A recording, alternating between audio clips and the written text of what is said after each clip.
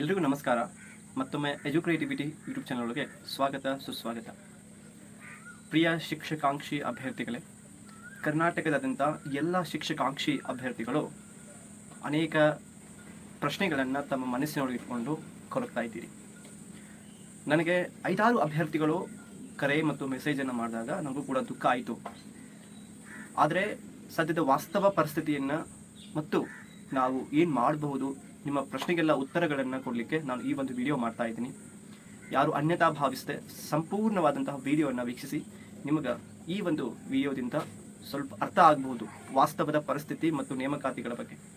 ಮೊದಲನೇ ಪ್ರಶ್ನೆ ಬಂದ್ಬಿಟ್ಟು, ಸದ್ಯನೇ ನೋಟಿಫಿಕೇಶನ್ ಆದರೆ ನಾವು ಎಕ್ಸಾಮ್ ಬರೆಯಕ್ಕೆ ರೆಡಿ ಇದ್ದೇವಾ? ಒಂದನೇ ಪ್ರಶ್ನೆಯನ್ನು ನಿಮಗೆ ನೀವು ಹಾಕ್ಕೊಳ್ಳಿ. ನಾವು ನೋಟಿಫಿಕೇಶನ್ಗೆ ವೇಟ್ ಮಾಡ್ತೀವಿ, ನಾವು ನೋಟಿಫಿಕೇಶನ್ ಆಗಲಿ ಅಂತ ನಾವು ಬಯಸ್ತೀವಿ. ಸದ್ಯ ನೋಟಿಫಿಕೇಶನ್ ಆದರೆ ನಾವು ರೆಡಿ ಇದ್ದೀವಾ? ಇನ್ಕ್ಲೂಡಿಂಗ್ ನಾನು ಹಿಡಿದು ನಾನು ಹೇಳ್ತಾ ಇದ್ದೀನಿ, ಹೇಳ್ರಿ ನೋಡೋಣ. ನಾವು ರೆಡಿ ಇಲ್ಲ. ಹೀಗಾಗಿ ಒಂದ್ಸಲ ಅವಕಾಶ ಸಿಗೋದು 3-4 ವರ್ಷಕ್ಕೆ ಒಂದ್ಸಲ. 22ರೊಳಗಡೆ ನೇಮಕಾತಿ ಆಗಿತ್ತು GPST. ಇನ್ನೂವರೆಗೆ ಕೂಡ ಯಾವುದೇ ಶಿಕ್ಷಕರ ನೇಮಕಾತಿ ಆಗಿಲ್ಲ. ಅವಕಾಶ ಒಂದ್ಸಲ ಸಿಗ್ತೈತಿ, ಅದಕ್ಕೆ ನಾವು ಕಾಯೋದಲ್ಲ, ರೆಡಿಯಾಗಿರಬೇಕು. ನಾವು 100% ರೆಡಿ ಇದ್ದೇವೆ ಅನ್ನೋದು ಇಂಪಾರ್ಟೆಂಟ್ ಆಗ್ತದೆ. ವಸತಿ ಶಾಲೆ ಒಳಗೆ ಈ ಒಂದು ಪ್ರಶ್ನೆ ಕೇಳಿದ್ರು ಸಮಾಜ ವಿಜ್ಞಾನ ವಿಷಯದ ಮೇಲೆ. ಈ ಪ್ರಶ್ನೆ ಎಲ್ಲಿಂದ ಬಂದಿದೆ ಗೊತ್ತಾ?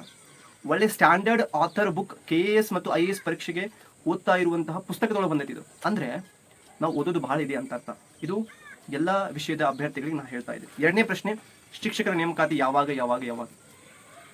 ಅಲ್ಲ, ಶಿಕ್ಷಕರ ನೇಮಕಾತಿ ನಾವು ಶಿಕ್ಷಕರಾಗೋರು ತಾಳ್ಮೆ ಇರಬೇಕು. ನಾವು ಒಬ್ಬ ವಿದ್ಯಾರ್ಥಿಯನ್ನ ಬದಲಾವಣೆ ಮಾಡ್ಬೇಕತ್ತಾಗ ಸಮಸ್ಯೆಗಳು ಎದುರಾಗ್ತಾವ. ಒಂದು ಸಮಾಜವನ್ನು ನಾವು ಸುಧಾರಣೆ ಮಾಡ್ಬೇಕತ್ತಾಗ ಸಮಸ್ಯೆಗಳು ಎದುರಾಗ್ತಾವ.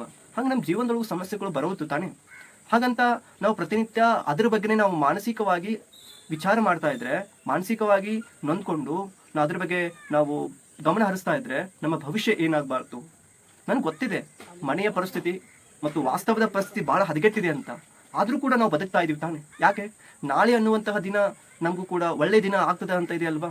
ಹಾಗಾದ್ರೆ ನಾವು ನಾಳೆ ದಿನಕ್ಕೋಸ್ಕರ ನಾವು ಇವತ್ತಿನ ದಿನವನ್ನು ಬಲಿ ಕೊಡಬೇಕಾ? ಇವತ್ತು ನಾವು ಚೆನ್ನಾಗಿದ್ರೆ ನಾಳೆ ಚೆನ್ನಾಗಿರ್ಬೋದಲ್ವಾ? ಅದು ದೈಹಿಕವಾಗಿ ಆಗಿರ್ಬೋದು, ಅದು ಮಾನಸಿಕವಾಗಿ ಆಗಿರ್ಬೋದು, ಅದೇ ರೀತಿಯಾಗಿ ನಮ್ಮ ವಿಚಾರಗಳು ಕೂಡ ಆಗಿರ್ಬೋದು. ಎಲ್ಲ ಕೂಡ ಸರಿಯಾಗಿದ್ರೆ ಮಾತ್ರ ನಾಳೆ ದಿನ ಉತ್ತಮವಾಗಿರ್ತದೆ. ಅಂದ್ರೆ ಕೆಲವೊಂದಿಷ್ಟು ವಿದ್ವಾಂಸರು ಹೇಳ್ತಾರೆ ಏನಂತಂದ್ರ, ಒಂದು ಒಳ್ಳೆ ಸಮಯಕ್ಕೆ ನಾವು ಕೆಟ್ಟ ಸಮಯವನ್ನ ಟೈಮ್ ಪಾಸ್ ಮಾಡ್ಬೇಕಂತ. ಹಂಗಂತ ನಾನು ನಿಮಗೆ ಹೇಳ್ತಾ ಇರೋದು, ಸದ್ಯದ ಸಮಯವನ್ನ ನಾವು ಕಳಿಬೇಕಾಗಿದೆ. ಇದು ಕೆಟ್ಟ ಸಮಯ ಇದೆ. ನಮ್ಗೆ ಒಳ ಮೀಸಲಾತಿ ಇದೆ. ಒಳ ಮೀಸಲಾತಿ ಯಾವಾಗ ಮುಗಿತೈತಿ ಅಂತ ಕೇಳಿದ್ರೆ, ಇನ್ನೂ ನಮಗೆ 3-4 ತಿಂಗಳು ಮುಗಿಯೋದಿಲ್ಲ. ಇದು ಅರ್ಥ ಮಾಡ್ಕೊಳ್ಳಿ. ನಮಗೆ ದಿ ಬೆಸ್ಟ್ ಟೈಮ್ ಇದು ಓದ್ಕೊಳ್ಳಿಕ್ಕೆ.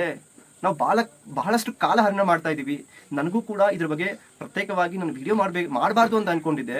ಬಟ್ ಎಲ್ಲ ಅಭ್ಯರ್ಥಿಗಳು ನನಗೆ ಮೆಸೇಜ್ ಮಾಡೋದು ನೋಡಿ ನಾನು ಕೂಡ ಕಂಗಾಲಾಗಿ ಈ ಒಂದು ವಿಡಿಯೋನ ಮಾಡ್ತಾ ಇದ್ದೀನಿ. ಮುಂದಿನ ಪ್ರಶ್ನೆ ಬಂದ್ಬಿಟ್ಟು, ಉಳಿದ ಸರ್ಕಾರಿ ನೇಮಕಾತಿಗಳು ಈ ಒಂದು ಒಳ ಮೀಸಲಾತಿ ಮುಗಿಯೋ ತನಕ ಆಗೋದಿಲ್ಲ ಅಂತ ತಮಗೆಲ್ಲ ಗೊತ್ತಿದೆ. ಆದರೂ ಕೂಡ ನಾವು ಹಪ್ಪಿಸ್ತಾ ಇದ್ದೀವಿ. ಯಾಕಿಷ್ಟು ನಮಗೆ ಹಪಾಪಿ? ಆತ್ಮೀಯರೇ ನೋಡಿ, ನಿಮ್ಮ ಮನೆಯ ಆರ್ಥಿಕ ಪರಿಸ್ಥಿತಿ ಚೆನ್ನಾಗಿದ್ದರೆ ನೀವು ಓದ್ಕೊಳ್ಳಿ. ಆರ್ಥಿಕ ಪರಿಸ್ಥಿತಿ ಚೆನ್ನಾಗಿಲ್ಲ, ನಾನು ದುಡಿದ್ರೆ ನನ್ನ ಮನೆ ನಡೆಯುತ್ತೆ, ನಮ್ಮ ಸಂಸಾರ ನಡೆಯುತ್ತೆ ಅನ್ನೋದಿದ್ರೆ ನೀವು ಖಂಡಿತವಾಗಿ ಕೂಡ ನೀವು ಬೇರೆ ಕಡೆ ಗೆಸ್ಟ್ ಟೀಚರ್ ಆಗಿ ಹೋಗ್ತಾ, ಬೇರೆ ಕಡೆ ವರ್ಕ್ ಮಾಡ್ತಾ ಓದ್ಕೊಳ್ಳಿ. ಅರ್ಥ ಆಯ್ತಾ? ಓದ್ಕೊಳ್ಳಿ. ನಿಮ್ಮ ಮನೆಯ ಆರ್ಥಿಕ ಪರಿಸ್ಥಿತಿ ಚೆನ್ನಾಗಿದೆ, ನಾನು 2-3 ವರ್ಷ ನನಗೆ ಯಾವುದೇ ಹೊರಗೆ ಹೋಗಲಿಕ್ಕೆ ನಾನು ದುಡಿಲಿಕ್ಕೆ ಅವಶ್ಯಕತೆ ಇಲ್ಲ ಅನ್ನೋದಾದ್ರೆ ಓದ್ಕೊಳ್ಳಿ. ಉಳಿರುವಂಥ ಸಮಯ ನೀವು ಬೇಕಂತ ವರ್ಕ್ ಮಾಡ್ತಾ ನಾನು ಓದ್ತೀನಿ ಅನ್ನುವಂಥ ರಿಸ್ಕ್ ತಗೊಳಕೋಬೇಡಿ. ಅರ್ಥ ಆಯ್ತಾ? ಸೊ ರಿಸ್ಕ್ ಯಾವಾಗ ತಗೋಬೇಕಂತಂದ್ರೆ, ಯಾವಾಗ ನಿಮ್ಮ ಮನೆಯ ಆರ್ಥಿಕ ಪರಿಸ್ಥಿತಿ ಚೆನ್ನಾಗಿಲ್ಲ ಅವಾಗ ತಗೊಳ್ಳಿ, ಈಗ ಬೇಡ. ಮುಂದಿನ ಒಂದು ಪ್ರಶ್ನೆ ಏನಂತಂದ್ರೆ, ವಸತಿ ಶಾಲೆಯ ನೇಮಕಾತಿಗಳ ಬಗ್ಗೆ ನಾನು ಹೇಳ್ತಾ ಇದ್ದೀನಿ. ವಸತಿ ಶಾಲೆಯ ನೇಮಕಾತಿಗಳು 875 ಹುದ್ದೆಗಳನ್ನ 100% ಕರೀತಾರ. ಆರ್ಥಿಕ ಇಲಾಖೆ ಈಗ ಆಲ್ರೆಡಿ ಒಪ್ಪಿಗೆ ಕೊಟ್ಟಿದೆ. ಇದೇ ಒಂದು ಪರೀಕ್ಷೆಯನ್ನ ಕರ್ನಾಟಕ ಎಕ್ಸಾಮಿನೇಷನ್ ಅಕಾಡೆಮಿ ಅಥಾರಿಟಿ ಅವ್ರು ನಡೆಸ್ತಾರ, KEದವ್ರು ನಡೆಸ್ತಾರ. ಅದಕ್ಕೋಸ್ಕರ ಅಲ್ಲಿ ಪಾರದರ್ಶಕತೆಯಿಂದ ಈ ಒಂದು ಪರೀಕ್ಷೆ ನಡೀತದೆ. ಸೊ ತಾವುಗಳು ಎಷ್ಟು ನಡೆಯಿದಿರಿ ಈಗ ಹೇಳಿ ನನಗೆ. ನೋಡ್ರಿ ಆತ್ಮೀಯರೇ, ನೋಡ್ರಿ ಸ್ನೇಹಿತರೆ, ನೋಡ್ರಿ ಶಿಕ್ಷಕರೇ, ಇಲ್ಲಿ ನಾನು ನಿಮ್ಗೆ ಕೇಳ್ಕೋದಷ್ಟೇ, ನಾವು ದೈಹಿಕವಾಗಿ ಕೂಡ ಮಾನಸಿಕವಾಗಿ ಕೂಡ ಸಬಲರಾಗಿರ್ಬೇಕಾಗ್ತದೆ. ಅರ್ಥ ಆಯ್ತಾ? ಸೊ ಇಲ್ಲಿ ನೇಮಕಾತಿ ಆಗ್ತಾ ಇಲ್ಲ ವಾಸ್ತವದ ಪರಿಸ್ಥಿತಿ ಒಳಗಡೆ. 3-4 ತಿಂಗಳ ಮಟ್ಟ ಆಗೋದೇ ಇಲ್ಲ. ಅದಾದ್ಮೇಲೆ ನಮಗೆ ಭರವಸೆ ಇದೆ ತಾನೆ. ಯಾಕೆ ಸ್ಟಾಪ್ ಆಗಿರೋದು? ಒಳ ಮೀಸಲಾತಿನ ಸ್ಟಾಪ್ ಆಗಿದೆ ಅಲ್ವಾ? ನಮ್ ಕಾಯೋಕೆ ರೆಡಿ ಇಲ್ಲ ಅಂತಂದ್ರೆ ನಮ್ಮನ್ನ ಯಾರು ನಾಳೆ ದಿನಕ್ಕೆ ನೋಡ್ರಿ ನೀವು ಹಿಂಗೆ ಅಂತ ಯಾರು ಬಂದು ಹೇಳ್ತಾರೆ? ಸೊ ನಮಗೆ ನಾವು ಹೇಳ್ಕೋಬೇಕಾಗ್ತದೆ. ಈ ಒಂದು ವಿಡಿಯೋ ನೋಡಿದಾದ್ಮೇಲೆ ಕೊನೆಗೆ ನೀವು ಬದಲಾವಣೆ ಮಾಡ್ಕೋಬೇಕಲ್ವಾ? ಸೊ ಇದನ್ನು ನಾನು ಹೇಳಿಕ್ಕೆ ಇಷ್ಟಪಡ್ತೀನಿ. ತದನಂತರ ಇಲ್ಲಿ ನಮಗೆ GPSTR, PSTR ಮತ್ತು HSTR ಮತ್ತು PU ಕಾಲೇಜ್ ಮತ್ತು ಡಿಗ್ರಿ ಕಾಲೇಜ್ ರಿಕ್ರೂಟ್ಮೆಂಟ್ಸ್ ಅದಾವ. ಇದ್ರೊಳಗಡೆ ಕೆಸೆಟ್ ನೆಟ್ ಆದವರು ನೀವು ಡಿಗ್ರಿ ಕಾಲೇಜ್ PU ಕಾಲೇಜ್ಗೆ ತಯಾರಿ ಮಾಡಿರಿ.